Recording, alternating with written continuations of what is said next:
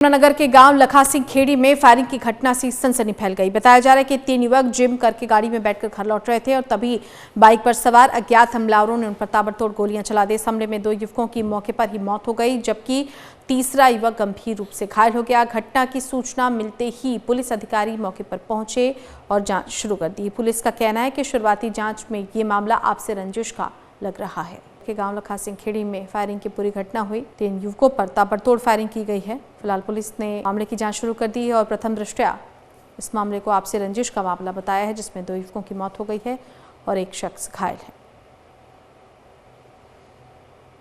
दरअसल ये तीनों युवक जिम से वापस लौट रहे थे और इसी दौरान उनकी कार पर बाइक सवार अपराधियों ने ताबड़तोड़ फायरिंग की, जिसमें 2 युवकों की मौत हो गई और 1 घायल हो गया।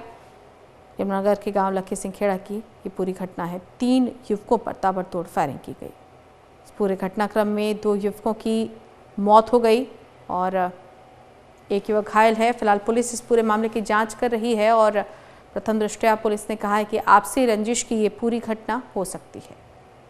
यमुनानगर का ये पूरा मामला है, जहां पर बाइक सवार अपराधियों ने 3 युवकों पर ताबड़तोड़ फायरिंग उस वक्त की जब वो जिम से वापस लौट रहे थे और इस फायरिंग में 2 युवकों की मौत हो गई है और 1 शख्स घायल है। बाइक सवार युवकों ने गोली मारकर हत्या कर दी। 1 युवक गंभीर रूप से घायल है, जिसे इलाज के लिए अस्पताल में भर्ती कराया गया है। यमुनानगर के गांव लखा सिंह खेड़ी में ये पूरी वारदात हुई है। यमुनानगर से संवाददाता सुरेंद्र मेहता हमारे साथ जुड़ गए हैं। सुरेंद्र, यमुनानगर के गांव लखा सिंह खेड़ी में जो वारदात हुई है उसके बारे में विस्तार से जानकारी दें। 2 युवकों की मौत हुई है। बिल्कुल 2 युवकों की मौत हुई है और तीसरा भी अभी जिंदगी और मौत से जूझ रहा है। उसका निजी अस्पताल में इलाज चल रहा है। वास्तव में इसी गांव में एक जिम है और उस जिम पर उत्तर प्रदेश के बड़ौत सालमपुर का रहने वाला युवक है पंकज मलिक, वो आता है और यहीं पे वीरेंद्र सिंह है गोलनी का, वो आता है। इनके साथ एक अर्जुन है उनेरी का। ये तीनों लोग जैसे ही जिम करके बाहर निकलते हैं उन पर जो हमलावर हैं हमला कर देते हैं, गोलियां चलाते हैं। 40 से 50 राउंड गोलियां चलती हैं, जिसमें पंकज मलिक और वीरेंद्र गोलनी निवासी इन दोनों की मौके पर मौत हो जाती है और अर्जुन को काफी गोलियां लगी हैं। निजी अस्पताल में इलाज चल रहा है। घटना की सूचना मिलने पर पुलिस अधीक्षक जो है राजीव देसवाल हैं, इसके अलावा डीएसपी हैं, सीआईए की कई टीमें हैं मौके पर हैं और पुलिस अधीक्षक ने दावा किया है कि इस संबंध में जो भी जरूरी कार्रवाई है वो की जा रही है, सबूत जुटाए जा रहे हैं और जल्दी ही आरोपियों तक पहुंचा जाएगा। जी बिल्कुल सुरेंद्र, लेकिन जिस तरह से ये पूरी वारदात हुई है और पुलिस भी प्रथम दृष्टया ये कह रही है कि हो सकता है ये आपसी रंजिश का मामला हो, क्या परिजनों की तरफ से ऐसी कोई बात कही जा रही है या परिजनों से कोई बातचीत हो पाई है?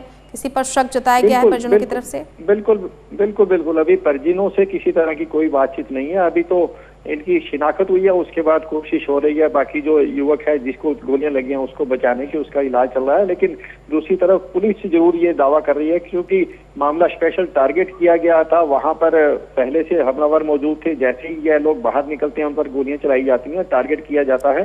शायद किसी पुरानी रंजिश का मामला हो सकता है, लेकिन अभी जब तक कोई बयान सामने नहीं आते तब तक पुलिस अधीक्षक ने भी कुछ इसमें कहने से इनकार कर दिया। उनका ये जरूर कहना है कि बहुत सी टीमें इसमें लगा दी गई हैं और जो भी सबूत जुटाए जाने चाहिए वो जुटाए जा रहे हैं और आरोपियों की तलाश की जा रही है। जी बिल्कुल सुरेंद्र, लेकिन पुलिस प्रशासन के लिए ये एक चुनौती है, एक सवालिया निशान है। जिस तरह से ताबड़तोड़ फायरिंग करके 2 युवकों की जान ले ली गई, ऐसे में पुलिस प्रशासन और कानून व्यवस्था पर बड़े सवाल उठने लाजमी हैं।